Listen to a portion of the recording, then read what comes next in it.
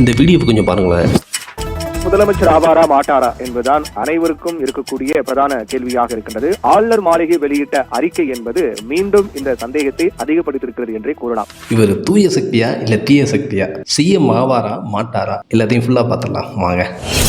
அரசியலுக்கெல்லாம் பயங்கர விறுவிறுப்புடையும் அதே சமயம் பயங்கர டிஸ்டோடையும் போயிட்டு இருக்கு அப்படின்றது எல்லாத்துக்குமே தெரியும். அது ஏன் அப்படின்னா, திரு விஜய் அவர்கள் சிஎம் ஆவாரா மாட்டாரா அப்படின்ற ஒரு விஷயம் தாங்க. எல்லாத்துக்குமே தெரிஞ்ச விஷயம் தான். பெரும்பான்மை 234 பாதியான 117+1 118 சீட்டு வேணும். அவர்கிட்ட 107 தான் இருக்கு. ஆனா ஒருத்தர் 2 தொகுதியில ஜெயிச்சு வச்சிருக்கிறதால 107 தான் இப்போதைக்கு கையில இருக்கு. ஏன் அப்படின்னா ஒருத்தர் 2 தடவை ஆதரவு தர முடியாது. ஸோ இவர் 118 நெருங்குறதுக்கு கிட்டத்தட்ட எவ்வளவு தேவைப்படுதுன்னா 11 சீட்டு தேவைப்படுது. இவ்வளவு தாங்க கதைகளாம். இப்போ நம்ம ஹீரோ சிஎம் ஆவாரா மாட்டாரா, அந்த பெரும்பான்மை அடைவாரா மாட்டாரான்றது தான் இங்க ட்விஸ்டே. இதுல முதல் கட்டமா அந்த பெரும்பான்மையை நிரூபிக்கிறதுக்கு முன்னாடி ஆளுநர்கிட்ட போய் நாங்க பெரும்பான்மை ஆதரவோடு ஜெயிச்சிருக்கோம் அப்படின்னு சொல்லி நாங்க ஆட்சி அமைக்கிறதுக்கு அழைப்பு கொடுங்க அப்படின்னு கேட்டாங்க. அவர் ஆளுநர் என்ன சொல்லிட்டாரு அப்படின்னா, 118 எம்எல்ஏவோட ஆதரவு இருந்தா நீங்க ஆட்சி அமைக்கலாம் அப்படின்னு மாதிரி சொல்லி அவர் இழுத்தடிக்கிறாரு. இதுக்கு பலவித காரணங்கள் இருக்கலாம். ஆனா ஒரு சுவாரஸ்யமான தகவலை சொல்றேன் கேளுங்க. உதாரணத்துக்கு விஜய் 107 சீட் வச்சிருக்காரு. அதே சமயம் டிஎம்கே அண்ட் ஏடிஎம்கே சேர்ந்து 73+53 126 சீட் வச்சிருக்காங்க. ஒருவேளை அந்த மாதிரி ஒரு விஷயம், அதாவது ஏடிஎம்கே அண்ட் டிஎம்கே சேர்ந்தாங்கன்னா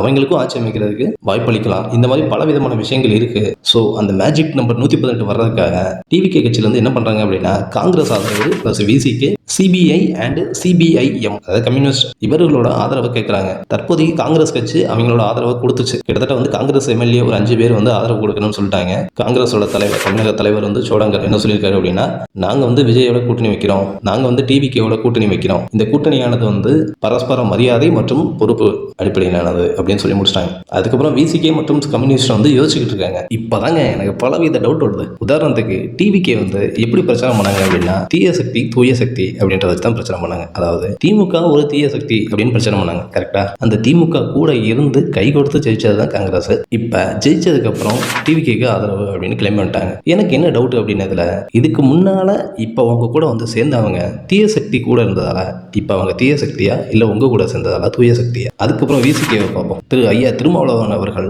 இதுக்கு முன்னால ஒரு பேட்டியில விஜய் மற்றும் சீமான் ஆகிய 2 பேருமே RSS தத்தெடுத்த பிள்ளைகள் அப்படின்ற மாதிரி சொல்லியிருப்பாரு. இந்த காணொலியை பாருங்க தெரியும். சீமானும் விஜயும் RSS பெற்றெடுத்த பிள்ளைகள் இல்லையா? RSS பெற்றெடுத்த பிள்ளையான விஜய்க்கு நீங்கள் ஆதரவு கொடுக்க அதற்கான சாத்தியக்கூறு சரியாக? அதாவது என்னுடைய கருத்து, பாரதிய ஜனதா கட்சி தொடக்கத்திலிருந்து தமிழக வெற்றி கழகத்தை கையாளுகிறது என்பதுதான். இப்ப இல்ல, தொடக்கத்துல இருந்து பாத்துக்கங்க. இப்படி சொன்ன இவரு அதுல ஒரு பிள்ளையான விஜய் கூட இணையறத பத்தி யோசிக்கிறாரு அப்படின்றத பத்தி நீங்க என்ன யோசிக்கிறீங்க? ஃபைனலா ஒரு பெரிய டவுட்டுங்க. திமுகவை தீய சக்தின்னு விமர்சிச்ச டிவிகே இப்ப திமுக கூட கூட்டணி இருந்த விசிகே, சிபிஐ, சிபிஐஎம் மற்றும் காங்கிரஸ் இவங்களை உங்க கூட ஆதரவு கொடுக்க கேட்குறீங்க. பார்த்தீங்கல்ல, நீங்க தீய சக்தின்னு சொன்ன நபர்களோட கூட்டணியில் இருந்தவங்க நாளைக்கு உங்க பக்கம் வந்தா உங்களை நாங்க தீய சக்தி ஆர் தூய சக்தி எதுல சேர்க்கிறது? அரசியல் கொஞ்சம் வித்தியாசமா இருக்குல்ல. நான் ஒண்ணு சொல்றேன், நீங்க ஓட்டு போட்டீங்க அப்படின்றதுக்காக கேள்வி கேட்காம இருக்காதீங்க. இதை நான் யாரை குறிப்பிட்டும் சொல்லல. இன்னொரு விஷயம் மறந்துடாதீங்க, தவறா இருந்தா மட்டும் கொடுக்காதீங்க. இந்த காணொலி எப்படி இருக்கு? சின்ன காணொலி தான். அப்புறம் ஒரு விஷயங்க, இதுக்கு அரசியல் தலைவர்கள் பல காரணங்கள் சொல்றாங்க. இருந்தாலும் நீங்க என்ன நினைக்கிறீங்க? உங்க கருத்துக்களை கீழே சொல்லுங்க. பாய்.